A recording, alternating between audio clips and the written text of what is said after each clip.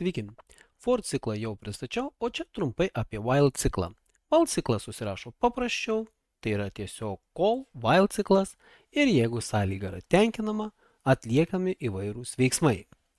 Kaipgi iš tikrųjų atrodo veikiantis while ciklas?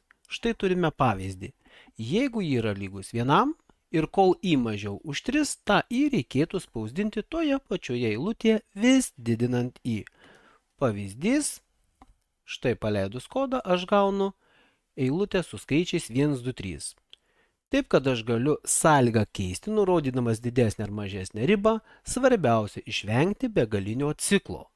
Jeigu aš y nekeiščiau ir visada y išliktų vienetu, tokiu atveju aš gaunu begalinį ciklą. Na, o kurgi galime praktiškai pritaikyti while ciklą, tai pavyzdžiui skaičių skaidyme. Sakykime, man reikia skaidyti šį keturženklį skaičių. Kaip aš tą atlikčiau?